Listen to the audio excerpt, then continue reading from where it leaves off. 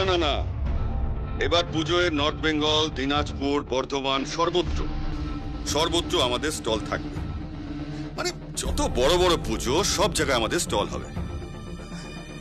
বিজ্ঞাপন ডিটেলসটা আমি মার্কেটিং এর সাথে কথা বলে প্ল্যান করে নিচ্ছি।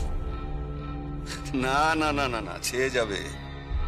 সর্বত্র সিলাই টেক্সটাইলের শাড়ি ছেয়ে যাবে। বিদেশেও অর্ডার এসছে। এক্সপোর্ট হবে। কে?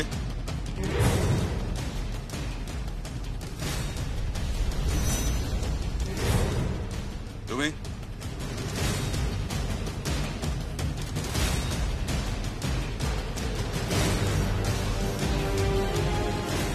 এক্সপোর্ট কোয়ালিটির শাড়ি লাগবে বললে তো।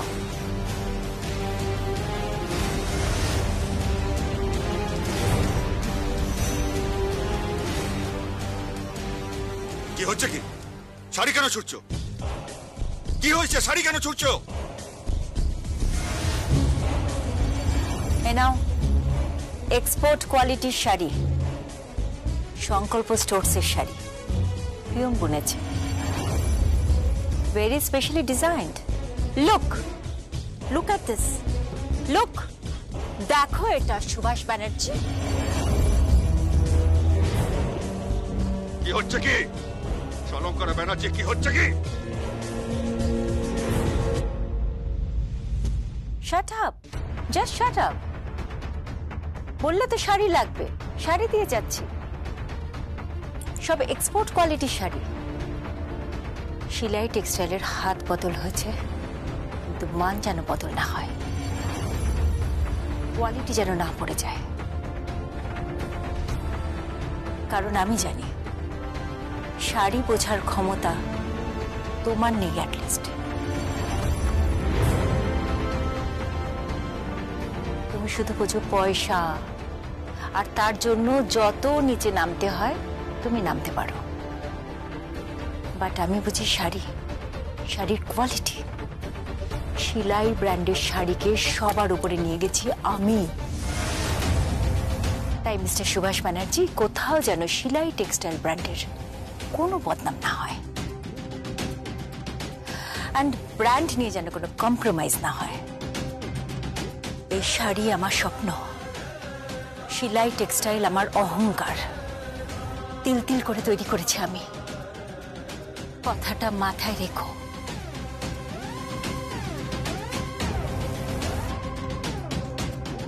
বিলটা পাঠিয়ে দেব, পেমেন্টটা করে দিও।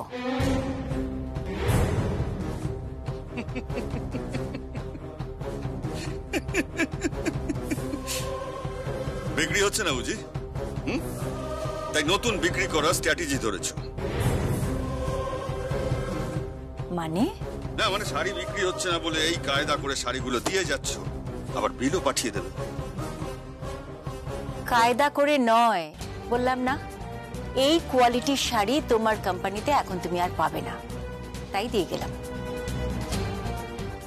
অনেক শাড়ি তৈরি করেছি, তাই দিয়ে গেলাম। একটা অনেক বড় অর্ডার এসেছিল, তাদের আজকে ডেলিভারি ডেট। তার থেকে স্পেশালি কিছু শাড়ি আমি বানিয়ে রেখেছি সিলাই টেক্সটাইলের জন্য। এগুলো সব স্যাম্পল করে রেখো, পার্টি দেখলে খুশি হবে, তুমি অর্ডার পাবে। বললাম না টাকা নয়, শাড়ি বোঝে শালঙ্কারা ব্যানার্জি।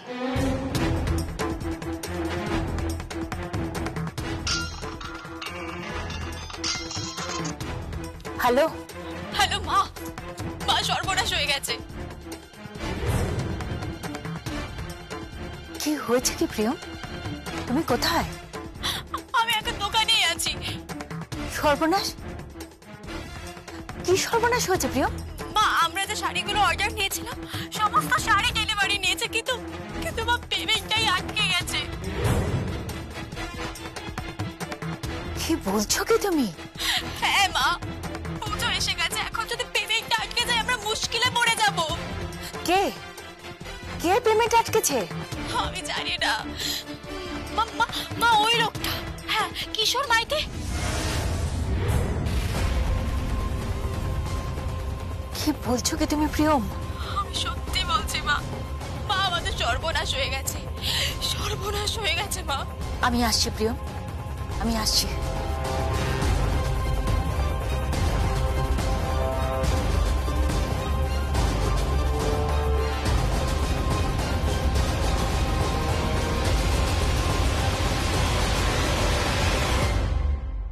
গিয়ে কোনো লাভ নেই।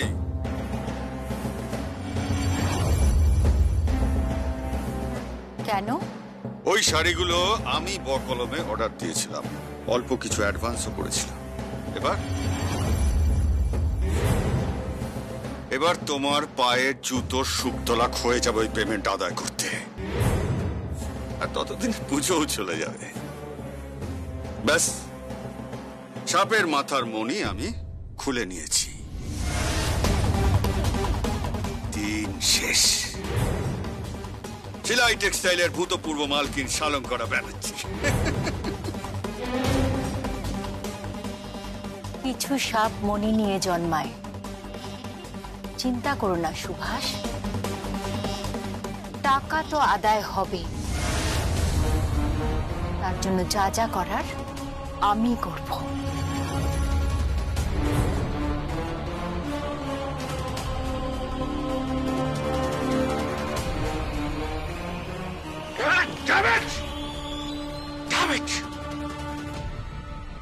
খেলা অনেক দূরে গিয়ে গেছে শালঙ্করা ব্যানার্জি, অনেক দূর। আর নয়, এইবার খেলা সাঙ্গ করার পালা, সাঙ্গ করার পালা।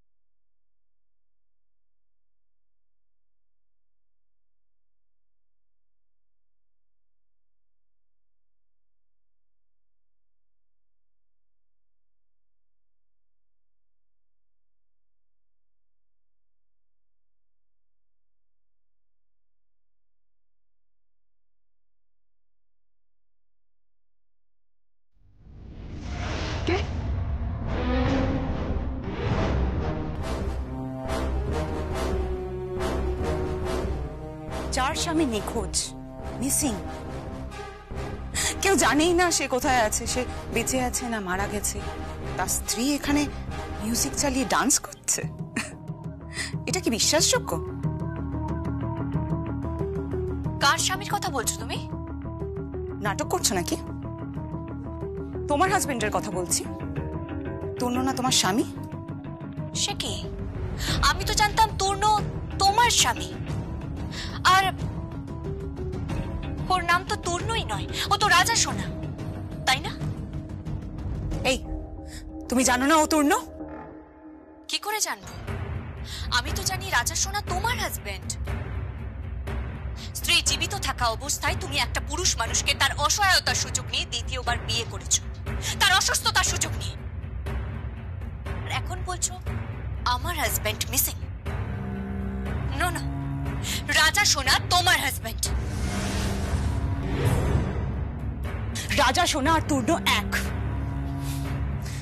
আর ও আমাদের কাছেই আছে। শুধুমাত্র কোর্টের ডেটটার অপেক্ষা করো। যেই দিন সুভাষ ব্যানার্জি বেকসুর খালাস পাবে, তখনই। তখন কি? তখন কি আমার তূর্ণকে তুমি ফিরিয়ে দিতে পারবে? কোনোদিনও পারবে না, কখনো নয়। কেন পারবো না? তুমি কি বলতে চাইছো? আমি বলতে চাইছি যে রাজা সোনা একটা অন্য চরিত্র, যার সাথে আমার কোনো সম্পর্ক নেই। রাজা সোনা একজন বহুরূপী, যার সাথে আমার কোনো সম্পর্ক নেই। তোমরা একটা ট্রিক খেলেছিলে, আর তাতে তোমরা সফল হয়েছিলে। সেই কারণে কোর্টে প্রথম দিকে আমি প্রপারলি আর্গুমেন্ট করতে পারিনি। তোমরা সারাক্ষণ আমাকে থ্রেট দিয়ে গেছো, কিন্তু আজকে আমি পরিষ্কার জেনেছি যে রাজা সোনা আর তূর্ণ আলাদা। না, রাজা সোনা আর তূর্ণ এক। আমি বিশ্বাস করি না। আরে আমার কথা তো বিশ্বাস করবে। জয় হো, জয় হো, জয় হো। আমার কথা বিশ্বাস করতে হবে, ওই তূর্ণ গাঙ্গুলি। ওকে আমি কিডন্যাপ করেছিলাম। যখন জানলাম যে ও তোমার হাজবেন্ড, তারপর ওকে আমি এমন ইনজেক্ট করেছি যে ও এখন বৈভবী ছাড়া কারোর কথা শুনে না। Hope you understand. আমি বিশ্বাস করি না ও তোমার স্বামী। না, ও আমার স্বামী নয়, ও তোমার হাজবেন্ড তূর্ণ। ওকে জয় ভান্ডারী কিডন্যাপ করেছিল তোমাকে বাগে পাওয়ার জন্য, যাতে তুমি সুভাষ ব্যানার্জিকে কোর্টে হারাতে না পারো। বুঝতে পেরেছো? কোর্টের নেক্সট ডেটে তুমি অ্যাপিয়ার করবে না। বাস আমরা আমাদের কাজ করে বেরিয়ে যাব, আর সুভাষ ব্যানার্জি বেকসুর খালাস হয়ে যাবে। তূর্ণ? তাহলে তূর্ণকে আমি কোত্থেকে পাবো? পেয়ে যাবে, পৌঁছে দেব। চলো। তূর্ণকে কোত্থেকে পৌঁছবেন? তূর্ণ তো আপনাদের কাছেই নেই। মানে? মানেটা তো খুব পরিষ্কার। তূর্ণ গাঙ্গুলি তোমাদের কাছে নেই, মিসিং। তূর্ণকে কেউ কিডন্যাপ করেছে, তাই তোমাদের হুমকিতে আমি ভয় পাই না। আর বাকি রইল কোর্ট কেস।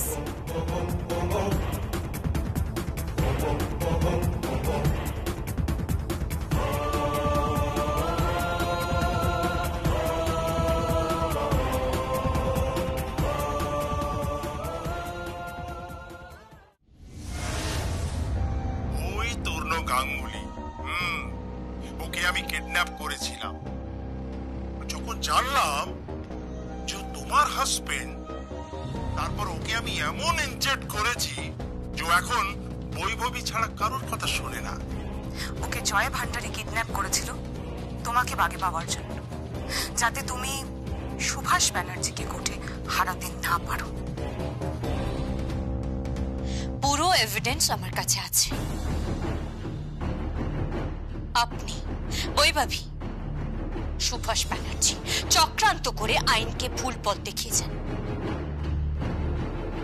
এর কত বড় শাস্তি হতে পারে জানেন?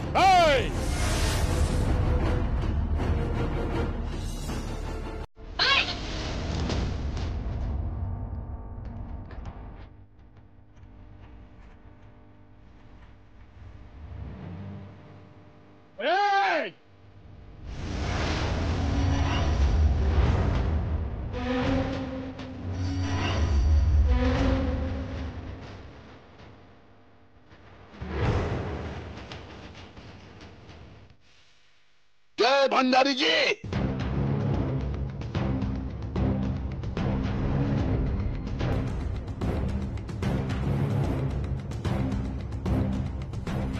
পুলিশ বাইরে আছে,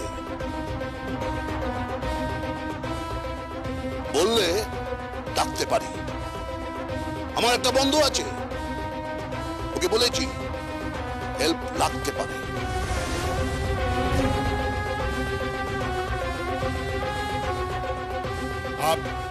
ভয় পাবেন না, আমি কিছু বলবো না।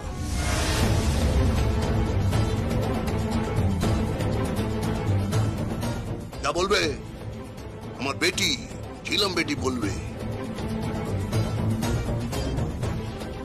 আর ও আপনাদেরকে কোর্টে এমন শাস্তি দেবে সবাই চিন্তা করবে। যাই यहाँ से, শুনুন, जाइए यहाँ से, जाइए।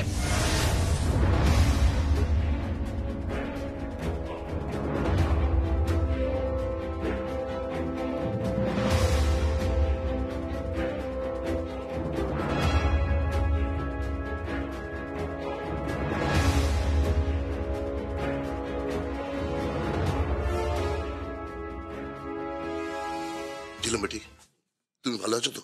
আমি ঠিক আছি। তনু কেমন আছে? কোথায় আছে? তরুণ এখন মেন্টাল অ্যাসাইলামে আছে।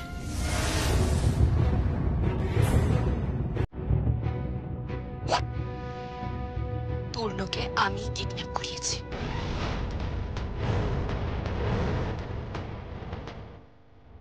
ও এখন মেন্টাল অ্যাসাইলামে আছে।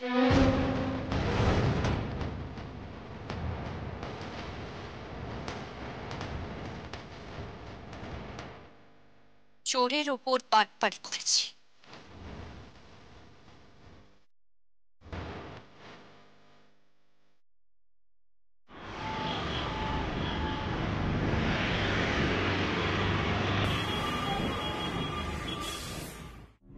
টগর, টগর, টগর, ডিনার হয়েছে? হ্যাঁ, রাতের রান্না হয়েছে? আগে আজকে রাতের রান্না তো প্রিয়ম বৌদিমণি করবে। প্রিয়ম বৌদিমণি করবে? কখন করবে? চলে আসবে, একটু পরেই চলে আসবে। তোকে বলেছিলাম তো করে রাখতে, করিসনি কেন? কেন করিসনি বল? না মানে আসলে কি কি রান্না হবে তা তো প্রিয়ম বৌদিমণিই বলে, তাই। প্রিয়ম বৌদিমণি বলে দেবে কি রান্না হবে?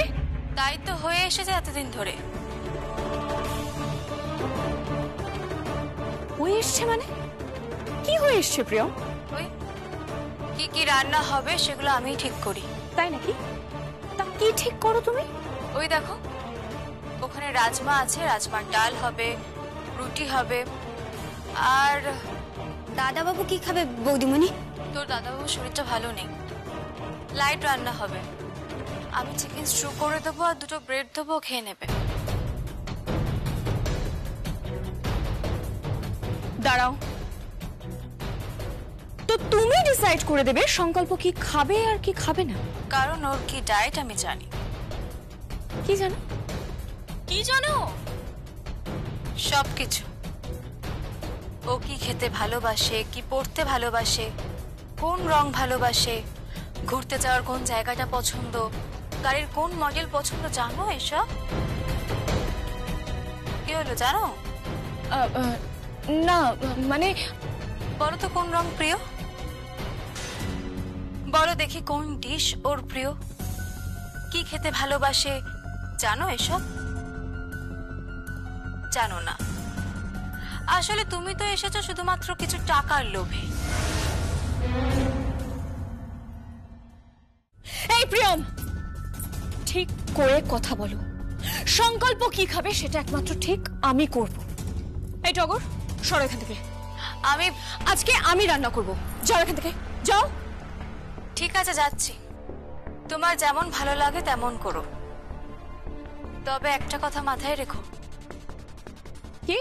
আবার ঘেটে ফেলো না। কি? ঘেটে ফেলো না। সংকল্পকে তো আমি চিনি, আর আমি এটাও জানি যে ও শুধুমাত্র আমাকেই ভালোবাসে, তোমাকে না।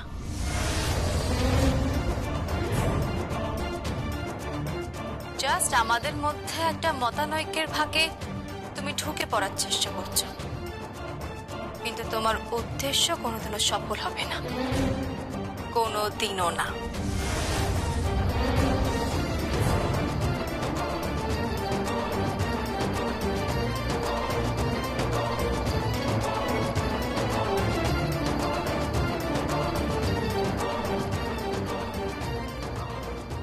কি খুঁজছেন দিদিমণি?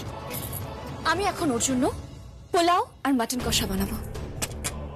আচ্ছা টগর, বলছি পোলাওয়ের চাল আছে তো? আর মশলা? সব আছে, কিন্তু পোলাও ও খাবে না। রাতের বেলা ডিনারে এত হেভি ফুড ও খায় না।